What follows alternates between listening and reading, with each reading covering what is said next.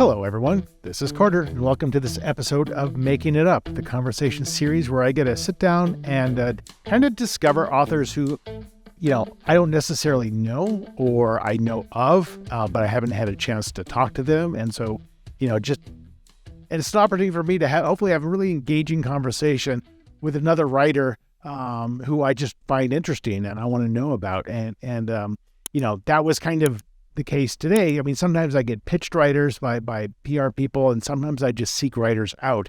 And in the case today, I talked to David Heska Wanbli Weiden. And he's a Colorado writer. He's here kind of in the Denver area where I am. And so we've kind of come across each other at the Colorado Book Awards and at the local chapter of Mystery Writers of America.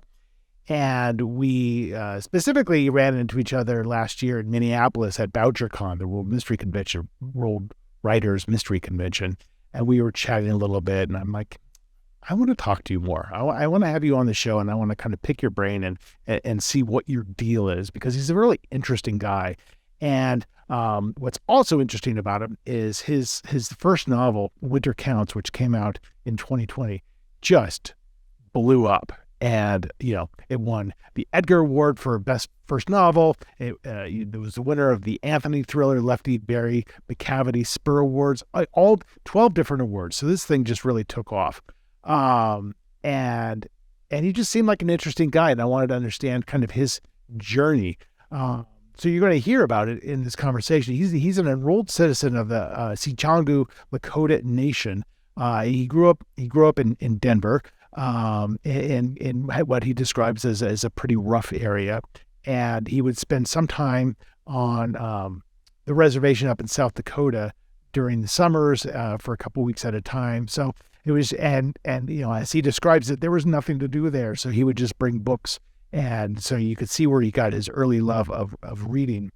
But he's had a pretty storied journey to get to the point of becoming an author in 2020. And you're going to hear all about it, but he's had, various different degrees, from being a professor to being a lawyer, and has really had, I like to think of him as a bit of a renaissance, but he's got a lot of different interests, a lot of different talents, obviously very smart, and a beautiful writer. So I highly encourage all of you to check out Winter Counts. It doesn't need my help because it's sold so many copies.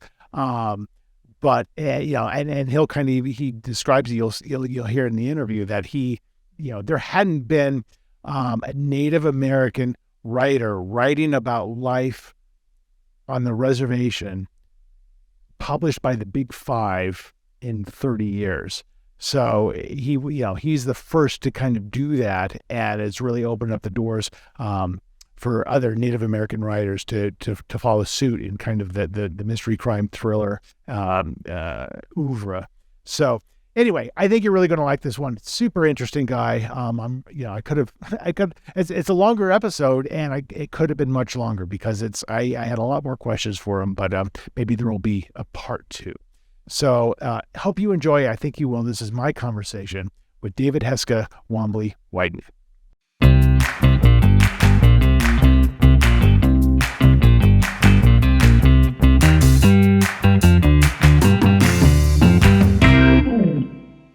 How are you?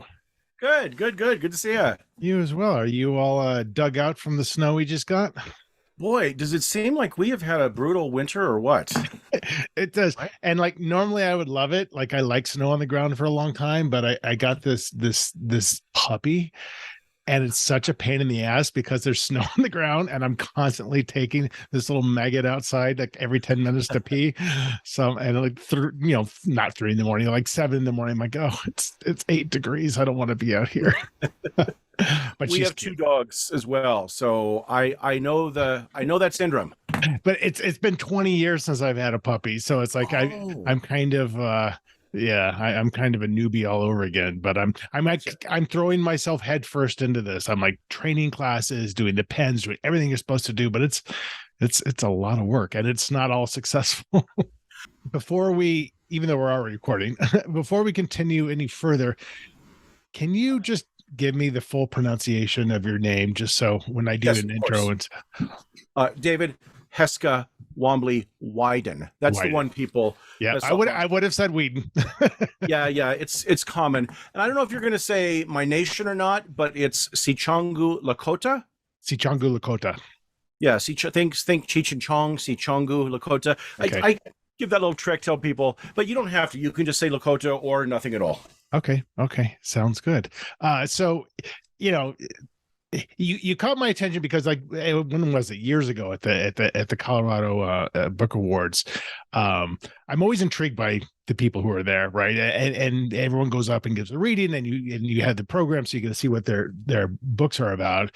I'm like, that guy seems kind of interesting. So you've been on my radar a little bit, and then we ran into each other at the at BoucherCon in Minneapolis last year, and it was kind of a cool moment because we were talking, and I hadn't really met you, so it was nice to kind of connect with you. And I think Wendy Walker was there as well. And somebody overheard you talking about your book. And like, oh, I love that book. And that must have been kind of a cool moment, right? Like just some maybe not a random person, but a BoucherCon person who just like, oh, you wrote, oh, that's what they said. They say, you wrote that book? How cool was that? I don't remember that. You don't remember that? Oh, come on. You're supposed to engrave those things in your memory. The whole thing was just kind of a blur. Obviously, I had a great time, but I just want to say, are we, is this a show or are we just chatting? Oh, this is the show. I mean, we'll cut whatever my producer, wherever he wants to start it, he'll start it. But I usually just start recording, and it's a little bit more organic that way. Sure. So we did meet before. We met at a meeting of Rocky Mountain MWA. So right. That's right. I'm sorry. Yeah. But it was, a couple of years ago. I don't know if it was pre-pandemic or not. And I have not been super active in the local chapter. Now, I was just elected to the national board of MWA. So I just got back to New York. Yeah. So I am doing a fair amount for the organization now. What position did you get elected to?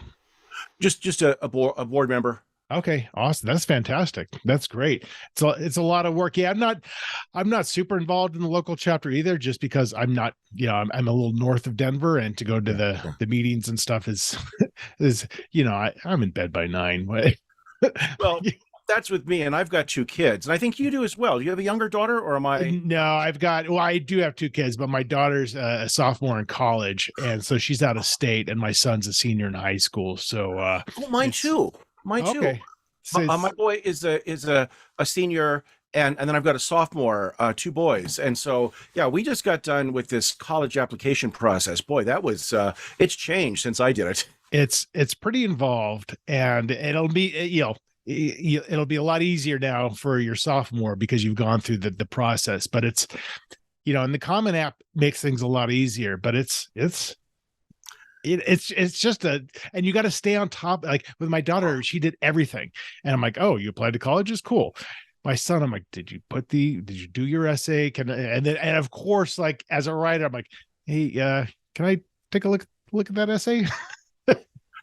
Well, here's what I didn't know about. So where's your daughter in school, by the way? Michigan State. Oh, okay. Is that Lansing? East Lansing? Yes, it is. Exactly. Okay. Well, okay. So the reason I asked this is, so I've gone to state schools pretty much exclusively, except for a couple of years at the University of Denver. And so that's what I know is public, universities. So my son is going to a private college, and I didn't realize that for the Ivy League colleges, you have to do a personal interview. I didn't know this. And so I had to do that back when I went to college. I had to do the personal interview. Oh, really? Where did you go? Did you go back east? Yeah, I went to Cornell. You did? Okay. My son just got, well, then all this, see, which I didn't know. My son just committed to Dartmouth College. Oh, fantastic. Congrats to him. Yeah, but he missed his interview. Oh, Jesus. He didn't know that it was required. And so he comes to me. He's like, Dad, I saw this on my phone from 2 weeks ago. This gentleman sent me a text wanting to interview me. I assumed it was just some spam. And so we had to like really scramble and write back to Dartmouth and say, hey, I really messed up and I am so Wow. sorry. I didn't know this was part of it. I take full responsibility. And they kindly allowed him to have another interview. This was all new to me. So, okay, so but to me, it was new stuff. But so is there potential peril? Like if he messes up the interview, can they rescind his commitment? Well, no, he did the interview and then was admitted. So got it. So it wasn't like after. It wasn't. I see what you're saying. So he had to do like so he aced the interview. Yeah. Yeah, he had to do a last minute personal interview with an alumnus, and presumably it went well. He says it did, and then he got admitted. But yeah, I mean, you would know about this being an Ivy League alum yourself, but we had no idea. So it's kind of silly, to be honest with you, but. It's all part of the game, but that's awesome. He's going to have a fantastic time, and you're going to be a half empty nester and have to get used to all that stuff as well. So the big thing is I'm buying him all these warm clothes because here in Colorado he will not wear a jacket, a winter coat to school. Right. Colorado is a different kind of cold. Yeah, and I said, son, I don't think you know how cold it's going to get in New Hampshire. Yeah. And so I'm buying him flannels at LL Bean. We're going to buy winter coats, stuff that he won't wear anyway. No, coming from if you did school in northern New York, right? Yeah. So, yeah. It's suicide-inducing kind of cold. Right. It's just depressing and gray and settles in your bones. Yeah, it's pretty bad. So now, where did you grow up? Sure. Well, I'm a Denver native, so I grew up in North Denver. So for viewers or listeners, is this video or is this strictly audio? It's both. It'll be on the YouTube channel and then on podcasts. Gotcha.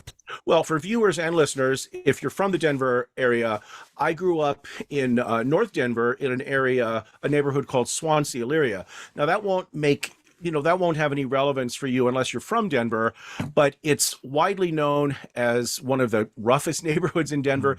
It's off of I-70. Everybody knows the dog food factory. Mm-hmm. So there's a dog food factory there. There used to be stockyards. There's a cadmium and arsenic refinery, believe it or not, and an oil refinery. It has been identified as the most polluted zip code in the entire USA. Oh my God. I just drove through it last night because I went to the Tattered Cover on Colfax for an event. Sure.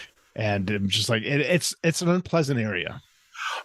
Yeah, I mean, so I grew up there, in Swansea, Elyria, and then my parents divorced at age 10 when I was age 10. And so we moved with my mom to Aurora. So that's another suburb, if anybody's listening, that's not from Colorado. And I come from a part of Aurora called Original Aurora, which is, again, we went from the fat to the fire, so to speak. This was a very, very difficult neighborhood. That's where I graduated from high school. And it's so tough. They actually, when I was there as a kid, they would put up barriers on the side streets because there were so many drive-by shootings in our neighborhood. Oh my God. They were trying to stop cars from turning into side streets and just shooting.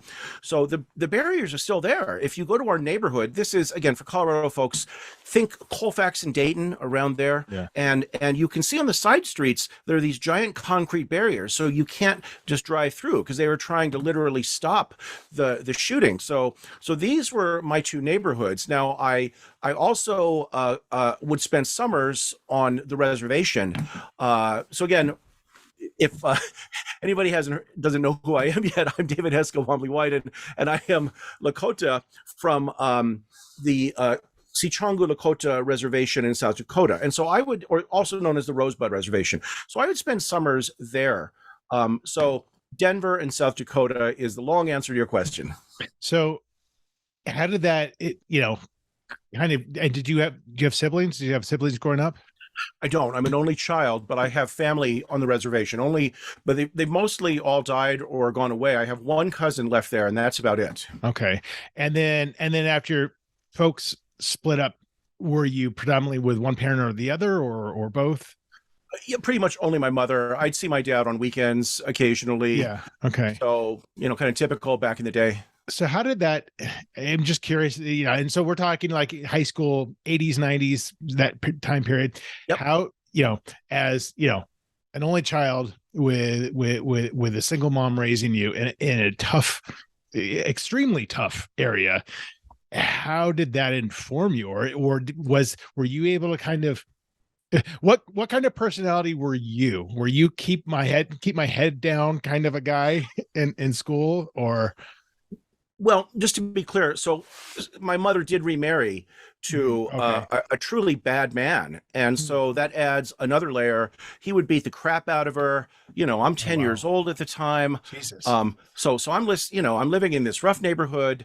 My mom is, there were cops over at our house all the time. It's embarrassing to think about now. For a long time, I kept it quiet because I was ashamed. I was embarrassed.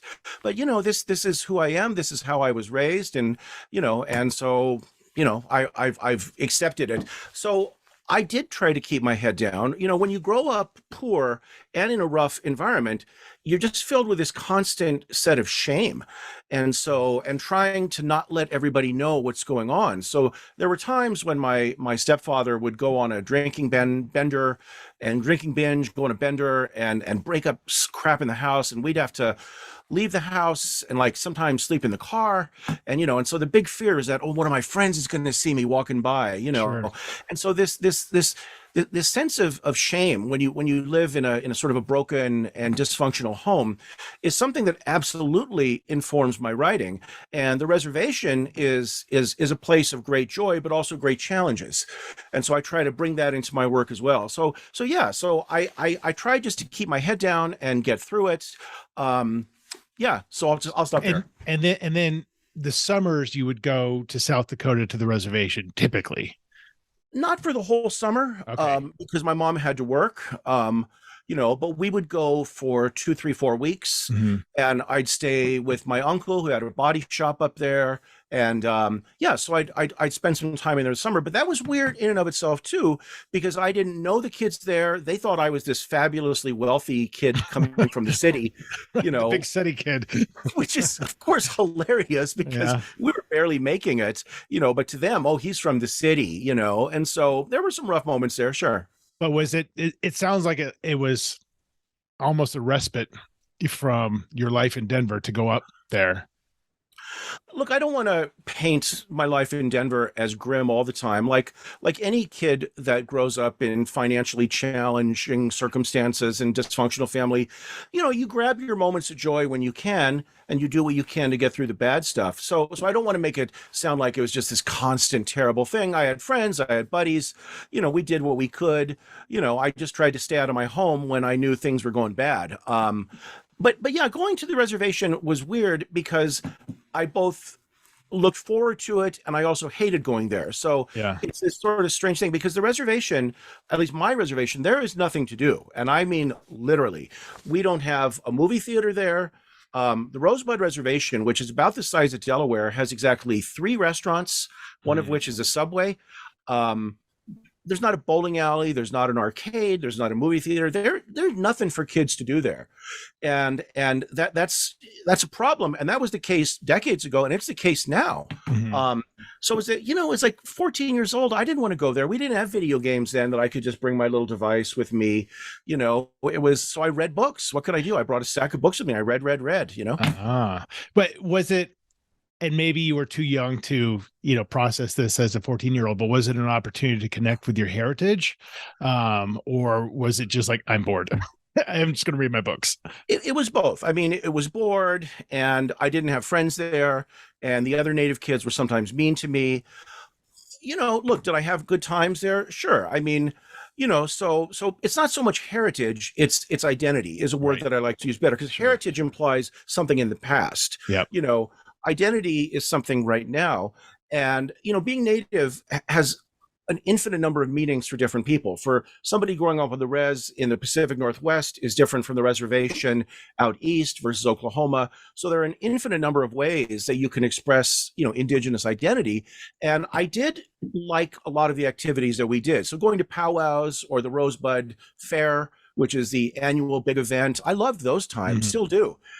But there were also times like, oh, I'm bored here and I don't have anybody to hang out with. So, it was a multiplicity of feelings. Right. And you don't have siblings. Yeah. So that's challenging as well. What kind of books were you taking up with you? Were you as a 14-year-old, were you kind of honed in on any particular type of story? Yes and no. I earlier on in my life, I've told this story many a time, but I love telling it. Please. There in Swansea in Denver, okay, this neighborhood is so poor. There's not a library anywhere nearby. I mean, not a public library, nothing. Okay, but we had the bookmobile, the Denver Public Library bookmobile would come to our school every Friday afternoon, and teachers would let us out for an hour. They were probably relieved to have us out. They could go have a cup of coffee, smoke a cigarette, and I would run into the bookmobile and I would just take whatever they had off the wall. And so I ended up reading not just YA books, but everything, spy novels, mysteries, science fiction. I love science fiction. What we call literary fiction now, everything. I mean, I just grabbed it off the wall and I read it. When I moved to Aurora later, I always have loved mystery and science fiction. So those are probably my two biggest influences as a young teenager. And you wonder, like, had electronic devices been as big as they are today back then, maybe books would have been meaningless to you. I always think about that, like, because I talk to a lot of people who are like, I had nothing. I had books.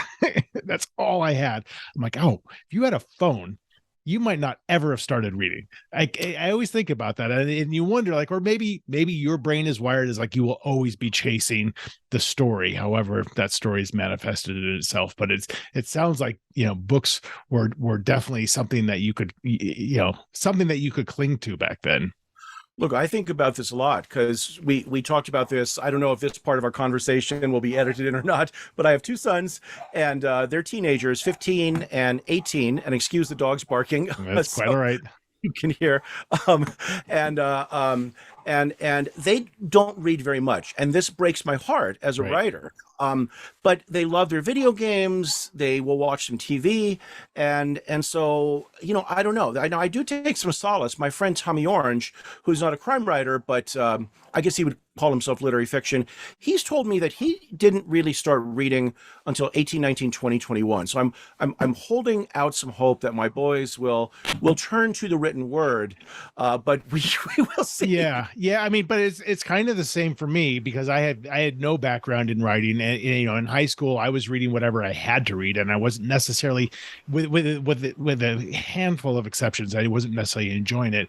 And it was when I was living alone. It wasn't until I was living alone in San Francisco in my 20s that I'm like, let me, and I remember I had zero money. So I would go to the used bookstore and buy the fattest novels I could find to get more bang for the buck. So I got deep into Stephen King. I got deep into James Clavell, 1,300 page tomes, Shogun.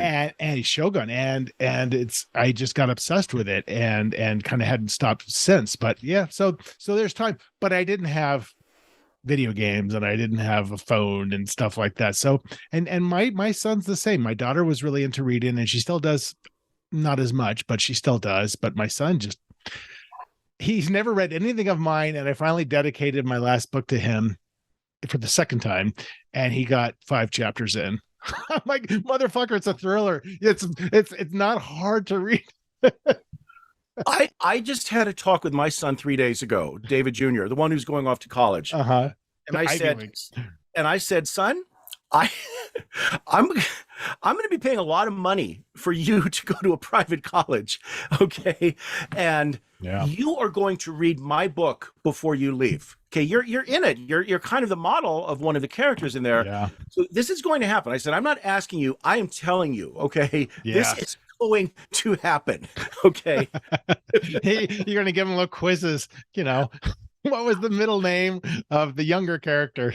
There actually is a quiz out there. Two of these high school, like the equivalent of Cliff Notes that we had back in the day. Yeah. they have different names now, and two of them have actually they've outlined Winter Counts, my novel. They have chapter summaries. That's They great. have the themes, the summary, imagery. I read it and I was like, oh, did I mean that? But here's the hilarious part. I just told this at a book club the other night, and they laughed. But one of the sites has a 15-question multiple choice quiz Oh my God. on Winter Counts, and I'm like, hey, I got to take it. Okay. That's right. So, And so I took the quiz on my own book, 15. I got 13 of 15 right. oh I missed two. yeah. No, Now no. the two that you missed, did you disagree with? Like, that's not the, or was it just like you just didn't remember? It was plot stuff. Like after Marie leaves right. something, Yeah. something, where does You're she not go? going to remember. I don't remember, dude. Anyway, but I mean, if the author of the book can't get 100 on it, I don't know how anybody out there is going to get an A. I don't know. I've had people, because I have 8 books out, and I've had people ask me about like, oh, in the, in X and X book, whatever happened to so-and-so. I'm like, who are you talking about? And I couldn't remember. And it's not a main character, but like, I don't remember a lot of the small characters because I never go back and read that stuff. And, and maybe my mind is evaporating anyway, but yeah, you'll never remember. So, Right. so you're going to high school, and then are you having, was college an option for you?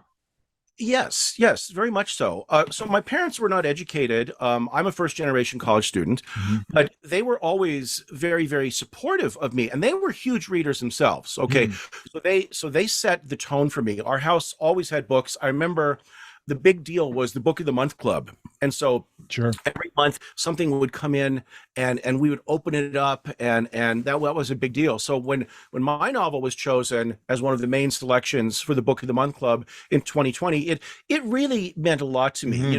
This wonderful program, that Book of the Month Club that has been around for 100 years, it meant a lot to me. I'm sure. So they were very supportive of me, my parents, and big readers, and they did say you should go to college, but they didn't know how to advise me because they didn't. Right. We didn't know anything. And so I have a buddy now, and we just kind of figured it out on our own. But yes, they were quite supportive of me doing more education. And then did you have in your mind, like, I want to go down this creative path, be an English major, be a lit major? I was a theater student at first, so I loved theater. In high school, I was in some plays, and so it was fun. I loved it, and so I did my first year at a college in New York called Hofstra University, Sure. which is just outside of New York City, and it has a really strong theater program. Francis Ford Coppola went there. And that's a major life shift, going just from Denver to Hofstra is that must have been, that's a bold move. Tell me about it. And so I only lasted a year there because, look, I was a pretty good actor for Aurora, Colorado, but in New York City, not so much, and, Yep. and so I had a friend, and he's like, you should come back to Colorado, come to University of Colorado Boulder. I'm like, yeah, sure. So I sent in a transfer application. They're like, sure, you're in. So I finished up my college career at the University of Colorado in Boulder, where I kept going with theater for a couple of years, but then I switched to political science because and the reason is pre-law. And so that's the typical major for pre-law students. Because when you grow up, poor, you want a job that is going to provide a stable income. And I thought that was going to be law. So I studied political science, and then I did in fact go to law school. I am an attorney, although I don't really practice anymore. But you maintain your license? I do. Okay. So you finished law school, and then what? So I practiced for a couple of years in Denver, private practiced. I interned for a little bit with the ACLU in Denver. And so I did that for a while, but I did not find law to be a great fit for me. What you see on TV, what was the show back in the 80s? LA Law, I think, or yeah. Remember that? Corbin Burnson, yeah. That you see that show when you're slick, a kid. Everyone's got a Rolls Royce. Right. And in court arguing, and in reality, you rarely get into a courtroom. Right. You're settling most of the time. Yeah. Unless you're, a litigator and experienced, and it wasn't a good fit for me. But I taught a class at a community college here in Denver called Arapahoe Community College, and I taught a criminal justice class there, and I loved it. Now I didn't know what I was doing teaching wise, and I wish I could find those students and be like, apologize. I'm really sorry. I was terrible. I was a terrible, terrible teacher. I didn't know what I was doing. Here's $50 each, Right. just the bad teaching, It'll erase all of it. sorry, man, but I kind of felt that I found my calling. And so on a whim, I took the GRE, which is the standardized test to go into graduate school. And so to become a professor, you need a Ph.D. And so I'm like, well, this law thing's not going so well. Let's go enroll in a Ph.D. program. So I did, in fact, enroll in a Ph.D. program in political science at the University of Texas in Austin. So I stayed there for Austin, Texas, great city, and I love live music. So I had the time of my life there, just immersing myself. I studied constitutional law, American politics, ethnic studies. I did lots of different things. And so I just had a wonderful time, broke all the time, eating ramen noodles, working as a waiter because I didn't have a license in Texas to do law. And so I'm waiting tables, what did I care? You Right. do what you got to do to survive, Right. So then I spent 4 years there for the PhD, and then I embarked upon a series of teaching jobs. I've been a professor at the United States Naval Academy, Indiana University, Illinois State, and now I'm a tenured full professor at Metropolitan State University of Denver. And so how did, during all this time, I mean, you're there's a few guests I've had on who are kind of like, Renaissance people who have done a little bit of everything. And you strike me as akin to that, but where are you during all this time? Are you thinking about writing? Is that anything that's in your DNA at this time? Yeah. So I'd always had this idea that, someday I need to do some writing. And so Why do you think you had that idea? I've had it since I was a kid. Uh-huh. I always thought, but I didn't have the conceptual framework to understand how you become a writer. Sure. I didn't know what an MFA program was. I didn't know about literary journals. I didn't know what a workshop was. Okay. I didn't know any of this. Okay. And so I'd always been really focused on it. So it's just this thing rolling around my head. But my PhD is in political science. Now, political science is a social science. All right. So it's mathematical. All right. So people don't know this. They think it's just like talking about the presidency or arguing about politics. No. It's a social science. And so my work in political science is largely statistical. Mm-hmm. And so much of my work is again, statistical social science. And so to get tenure, I had to, for a period of years, write all of these papers. I have a book on the US Supreme Court. I have a number of papers. And so I was really focused on doing what you have to do to get tenure. But it's becoming clearer and clearer that I really want to write. But then my kids are born about 18 years ago, and a switch goes off. And it's like, Dave, you don't have that much time left. Having children really brings home your mortality in a way. It's like, that's here's the next interesting. generation. Yeah. Huh. Yeah. That's it. So because that's when I started writing too, is actually when we were pregnant with my first kid. And I started writing literally out of nowhere, and I was 33. But it's interesting that you attach it to mortality, whereas I see writing as like, man, this is one profession that if you can keep your mind clean, you can do this until you're 95, as opposed to other professions like I just I have to give it up after a certain point. Well, it was two things. Here's something that I think I've ever said in the hundreds of interviews I've done. I can see the book right now. I read a biography of John Cheever. So I love the author John Cheever. I know he's kind of out of fashion right now, but I've read all of his books, short stories. I've read the critical commentary on him. But then Blake Bailey publishes this magisterial biography of John Cheever. And so I'm reading it. And I'd always thought his stories are so fantastic. The Swimmer, all of these great stories. But what I didn't realize is he essentially, a lot of these stories were just things that happened in his real life. I didn't know this, but Blake Bailey, the biographer, went back and interviewed his kids, all of his associates. Found all those threads. he would just transcribe things that happen, obviously embellish them. And I'm like, oh, wait, you mean you can do that? Huh. You can just write stuff that happened in your life, and I'm like, well, all right, I'm in, Right, because normally you would think like, well, that's just cheating, or actually what most people would think, and certainly what I would think is like, nothing interesting enough happens in my life to make it actually into anything anyone wants to read. Well, I had, I was in this punk rock scene in Boulder when I was undergrad. So I knew all these crazy characters, that was like this whole other thread of alternative music and the punk rock scene in Denver and Boulder. And I know we don't have a ton of time here, so I'll keep it short here, but I'm like, I have a lot of stories. And it sounds stupid now, but I didn't realize you could just take stuff from your own life Right. and kind of fictionalize it. So that I can actually trace the exact date when it's like, I'm going to start doing this seriously. Okay. So how was that? How did you find the process of it? Because this is very relatable to me. It's like, I'm doing this, but I have zero idea what I'm doing. And I don't know how to write. What is a chapter? How do I know when to end a chapter? Like, what's a point of view? How did you find that first, go at it? Oh boy, it's so embarrassing to think about the first short stories that I wrote, because I wrote a short story and I think Facebook had just started or something. And I made this typical rookie mistake of like, I'm going to post my story on Facebook. Oh boy. Everybody's gonna love it. Oh, ouch, ouch, ouch, ouch. But that's, in a way, that's good, because you have to start learning how to take those slings and arrows, right? Because that's all publishing is for a long time. And for most Right. people, that's all it ever is. And you have to be able to absorb that.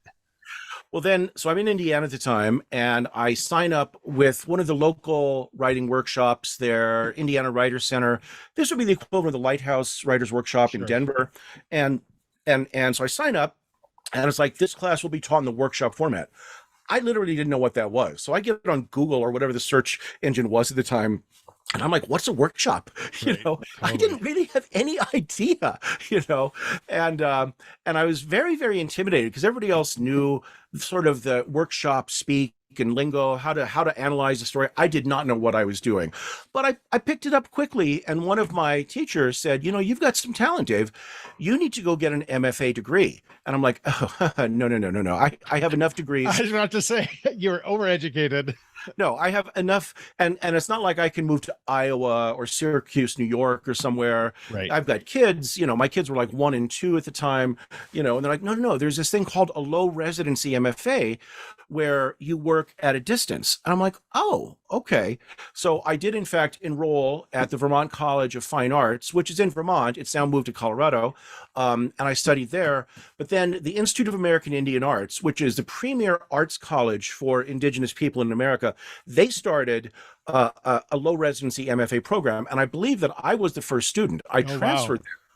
Yeah. Since then, they have a big roster of Tommy Orange went there, Therese Mayotte, Ramona Emerson, who just got nominated for the Edgar Award and the National Book Award. Wow. And so I believe I was the first student in their MFA program. Wow. I love talking about MFA programs, because there's a lot of different schools of thought about how useful they are and what you can get out of them. What was your experience? Did you feel like, oh, thank God I took that, because now I'm so much more focused in my writing? Well, I did 2 years at Vermont College of Fine Arts, and those were really, really useful years.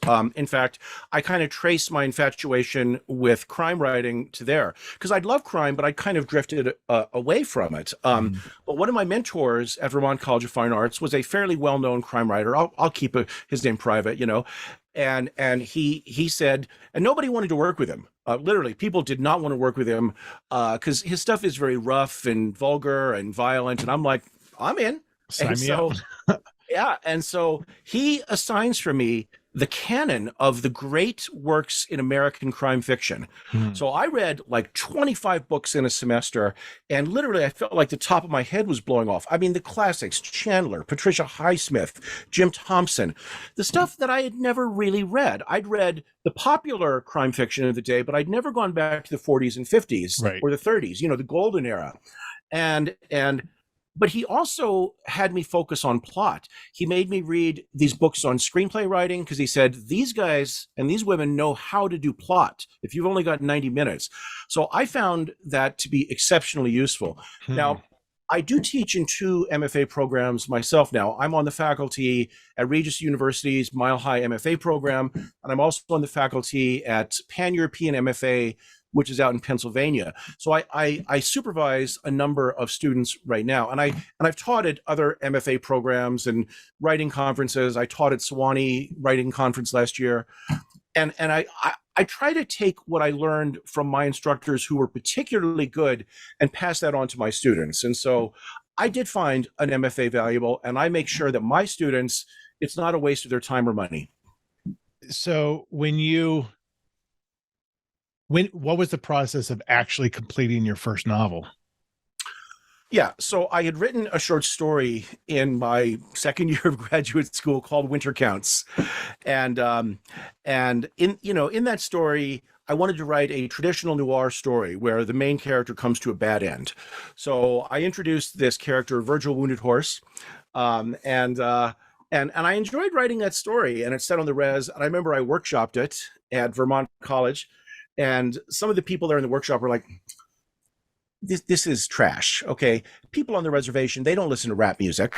Okay. And in a workshop, all these people who knew better than you. Right. In Vermont. Well, and many workshops, you have to do the cone of silence. The writer can't say anything. Right. Now, I don't do that. My workshops, I use what's called the unsilenced model. So the writer can speak up. Okay. But at the time, I had to just kind of sit there and listen to these people who had never, ever visited a reservation, sure, tell me that, oh, yes, Native people don't listen to rap music, which is, of course, insane, But I wrote this story, and most people seemed to like it anyway. And I published it in a small little journal called Yellow Medicine Review, which specializes in Native American literature. But this short story just sticks with me. And around 2017, I hadn't written a novel, and I said, I need to see if I can do this. And but what was sticking with you? Was it that character, or was it just the idea of, okay, so not necessarily the conceit of that story, but it's just this character. The character. I did kill him in the story, but I'm like, I need to bring him back because this character is an interesting guy. So for those who haven't read Winter Counts, I'll flash a quick view of the book. So here's the hardcover. It has a different cover it's been published in the UK, France, Germany, Japan, Turkey, Poland. I don't know where else. The character of Virgin Wounded Horse is a vigilante on the reservation. There are a series of laws on American Native reservations that really are outrageous. Okay. And I don't want to spend too much time getting into them because I've talked about them elsewhere, but we can't prosecute felony crimes that happen on our own reservation. Okay. We have to call up the FBI and the U.S. attorney's offices, but they are declining to prosecute about 30 to 40% of all felony crimes. So child abusers, rapists, murderers are set free. Are they claiming resource issues? They're claiming resource issues and other things that I can get into later. And so what has happened, this happens in real life. Private vigilantes have sprung up. If somebody hurts your kid and the U.S. government won't prosecute the abuser, you might hire a guy like Virgil Wounded Horse, my main character, who will go out and beat the crap out of the child abuser, and he charges $100 for each bone he breaks and each tooth he knocks out. Wow. So that's his price, Jesus. So yeah. I loved this character. Compelling. Yeah, I love this character, but the book has a lot more going on. He's also the legal guardian of his 14-year-old nephew Nathan. So he's got that going on. His Virgil's sister died, and so he takes care of Nathan. So there's that issue. And Virgil is also an Ileska, which is in the Lakota language, it means a half-breed. And so people sometimes treat him badly on the reservation. So there's a lot going on in the book. And I said, and he's rekindling his relationship with his ex-girlfriend, Marie Shortbear. And so I loved this character. And so 2017, it's like, I need to see if I can write a novel because I'd been given a contract to write a textbook, Introduction to Native American Studies. And it's like, okay, this is going to take 2 years for me to write this textbook, but I really want to see if I can write this novel. Mm-hmm. And so I was this close to giving up creative writing. I said, I'm going to see if I can write a novel. And if I can't do it in a year, then I'm just going to go write this textbook. I still have the contract. Sorry, Roman and Littlefield, sorry that I let this go, And sure enough, the word just started flowing out of me. I actually love the novel format. I like short stories, but the novel format, for me anyway, it's a much broader palette. Oh, yeah, you can just get lost in it in a wonderful way. Yeah. I mean, I was able to bring in all these different things. My book has it there are subplots in there about the indigenous food movement, which is happening. There's stuff there about healthcare. There are political issues, there are historical issues, there are cultural issues in the book. So the book has really resonated. It was, because it has a little bit of everything in there. And so I just loved writing the novel. So I got an agent even before the book was done, which was thrilling. That's great. Yeah, I went to a writing residency in New Hampshire where I finished up the book, a place called McDowell, and I finished the book, and then we went out on the market with it, and to my great surprise, now let me back up here. Mm-hmm. For 30 years before Winter Counts, okay, for 30 years, no Native American writer has published with a Big Five press. None. Now, I did not know that. There are a lot of books set on Native reservations and with Native protagonists by non-Native authors. Obviously, Tony Hillerman, who I'm not opposed to, but he's a white guy and he's writing about Native characters. There had not been in 30 years, nearly 30 years, an indigenous writer publishing with a Big Five press with a crime book involving a Native protagonist on Native lands. Hadn't happened. So I did not have a lot of confidence that this book was going to sell. To my great surprise, we had 10 large presses competing to get it. And so we were going to auction, but Echo HarperCollins came in and made what's called a preempt offer. And so I did sign a 2-book deal with them. And after that, the book just exploded. It was a bestseller. It's in development for a TV show anyway, but I'll blah, blah, blah. That's awesome. No, I mean, and that's a pretty exceptional circumstance, right? Where, the first book you write, granted, you had time under your belt where you weren't naive about, the structure of a book, but it's even interesting. You're talking about all these different elements that you're weaving into the book. Sometimes that's to the detriment of the book, right? Sometimes it becomes like, especially with a mystery thriller where you want to kind of have that propulsion. Sometimes those but so it's understanding that balance, I think, is one of the hardest things to do. And usually it takes an outside source, an editor, a critique group, whatever, saying, you're distracting with all of this. So that's fantastic that you were able to kind of, you find that balance and imbue all those different elements into the book. Well, thank you for the kind words. I mean, the people that don't like the book, I mean, you're never going to please everybody with it. But, people, I think my book is sort of I think it is a true literary thriller. I mean, it is a thriller. There's a strong plot line in there. It's got lots of violence and bad words, but I think it's got some literary elements as well. But, some people that just wanted a straight crime book didn't care for it, and that's okay. Sure. Not every book is for everybody, and I understand that. But let me just say this: one of the best things for me is that there seems to be a trail or door that's been opened, a trail that's been blazed, because since the success of Winter Counts, nominated for an Edgar, won 12 awards. Now there have been, by my last count, 10 Native American authors that have signed with large presses to write crime books. And in fact, a person whose book I blurbed and helped out, Ramona Emerson, I believe her book is fantastic. It's called Shutter. It was nominated for the National Book Award. I think the first crime book ever. So wow. She's Navajo. And it just got nominated last week for an Edgar Award for Best First Novel. That. Yeah. And so, look, I'm not saying it was all due to me, but I hope that in a small way, people could see that a crime novel set on a reservation can be a national bestseller. And so hopefully I opened up some doors, and I'm just so thrilled to see all of these books coming out. So yeah, no, that's fantastic. I mean, it's been so fascinating and exciting to see the success of Winter Counts and see kind of your journey with it, and yeah, how many things have probably changed in your life since. Certainly not writing textbooks anymore. Although who knows, that textbook might fly off the shelves if you were to eventually I can assure you, no, nobody wants to read that turgid prose. Okay, so, well, David, we're running out of time, but before we wrap up, we're going to do a very quick storytelling.